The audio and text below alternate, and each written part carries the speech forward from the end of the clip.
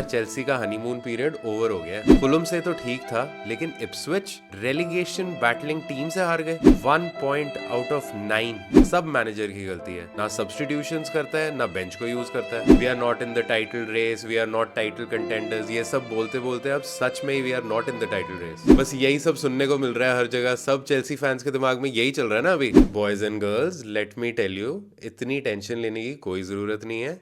Just relax. All these statements, ये reactions, इतना कुछ नहीं हुआ है. So in today's video, this is what we are going to talk about. The points dropped, our losses to Fulham and Ipswich, what went wrong, and what can we expect going forward. Hello, and welcome everyone. Welcome back to a new video on my channel Sardar Chels.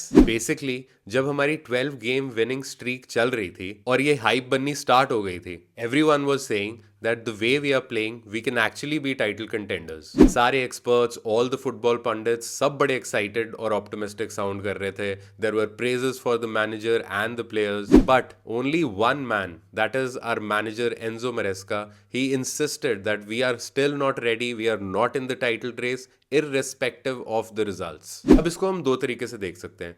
या तो Enzo मरेस्का was trying to protect himself and the players by underplaying the title contention, which also makes sense क्योंकि अभी squad young है, maturity आनी बाकी है. Then why put unnecessary pressure on them already? And the reality is Chelsea अभी ready नहीं है. देखो, बहुत सिंपल वर्ड्स में मैं समझाता हूँ. एक टाइटल विनिंग टीम जो होती है उसके कुछ सेट ट्रेट्स ऑलरेडी होते हैं, जैसे consistency in results, a fit squad, a manager that knows his best 11, grinding out results when things are going against you, and a mix of both young and mature senior experienced players. इसके examples में आ जाते हैं teams like Liverpool, जिसमें एक proper mix है of young players as well as senior players who are at the peak of their playing career right now. अब अगर इन points को हम चेल्सी की सिचुएशन में देखें तो 2-3 पॉइंट्स तो इजीली चेल्सी टेक कर देती है, लेकिन उसके बाद भी बहुत सारी ऐसी चीजें बचती हैं जिनकी अभी चेल्सी को जरूरत है to become a title contender team in the Premier League. And I firmly believe in this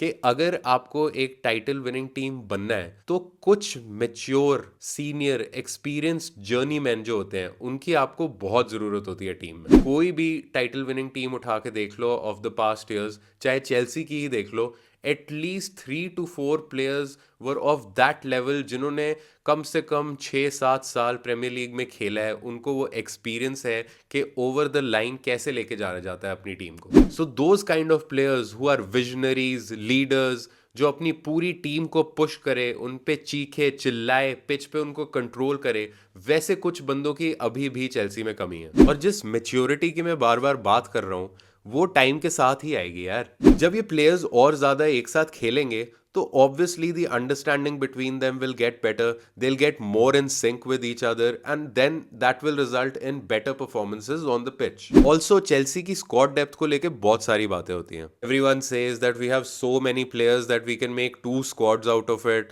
the manager is spoilt for choice, and these things are actually true to a point. But when players like Wesley Fofana, जो एक important player था मरेस्का के लिए in the defence, वो injure हो जाए for a long time, then Reece James who is a world class right back that we have, वो बंदा 2 गेम से ज्यादा फिट ही ना रह पाए, then Romeo Lavia who is a midfield boss, जब भी वो फील्ड पे आता है और खेल के जाता है तो हमको पता चलता है कि क्यों इसकी इतनी हाइप बनी हुई है and why we battled Liverpool to get him to Chelsea. But he is also injured most of the season. तो ये सारी बातें ठीक है कि हमारे पास अच्छी स्क्वाड डेप्थ है, लेकिन जब फर्स्ट चॉइस प्लेयर्स ऐसे इंजर होने लग जाते हैं और फिर आपको सेम ही प्लेयर्स बार बार खिलाने पड़ते हैं तो थोड़ी टीम की प्रोग्रेस स्लो हो जाती है. अब बात कर लेते हैं जो ये पिछले 3 गेम्स में तमाशे हुए हैं. अगेंस्ट एवर्टन तो देखो हमारी गलती है, we missed our chances, we had full control of that game but we didn't capitalise on it, so it ended in a draw. Against Fulham we were leading,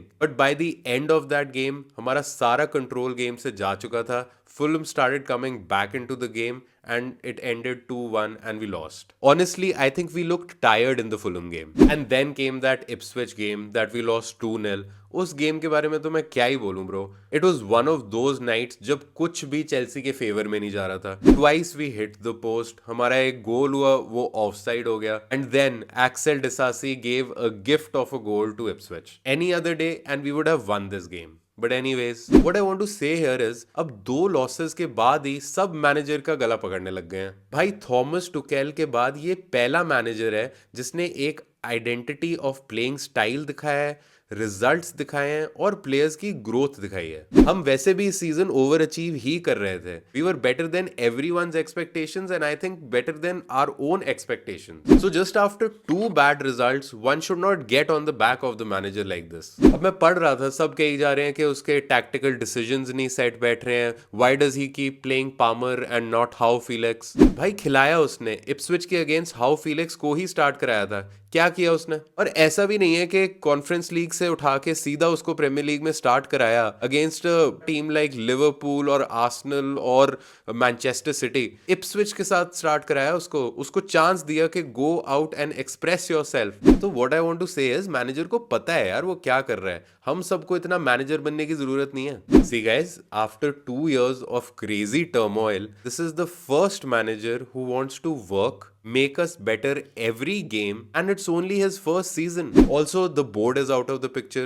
उनकी जो constant चिक होती थी, getting involved in the manager's business, poking their nose here and there, वो अभी सब sorted है. The players are bonding amongst each others. A squad is being built. So relax, guys. Enjoy the wins. Support the club in the losses and trust this process because ये process अभी बहुत जरूरी है Chelsea के लिए। अब हम एक और ओवरहॉल, सैकिंग्स और इंस्टेबिलिटी वो वाला फेज नहीं देख सकते, बहुत सह लिया हमने। So this is just my call out to all the Chelsea supporters, calm down. तो our next game is against Crystal Palace. बहुत ही इंपॉर्टेंट गेम होने वाली है for us and Maresca as well. 2 back to back losses के बाद अब players और manager का रिस्पॉन्स देखने को मिलेगा हमको। In my opinion we have to bounce back with a win, not a scrappy one lucky goal here and there and then we are trying to hold on.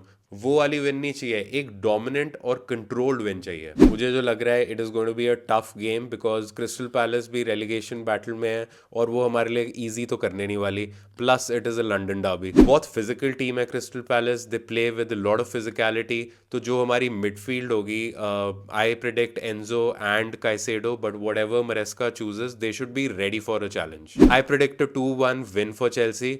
What do you guys think? Let me know in the comments below. Baki, like, share, comment, subscribe to the channel, follow me on Instagram. The link is in the description. सब कुछ कर दो. I will see you in the next video, which will be the review of the Crystal Palace Chelsea game.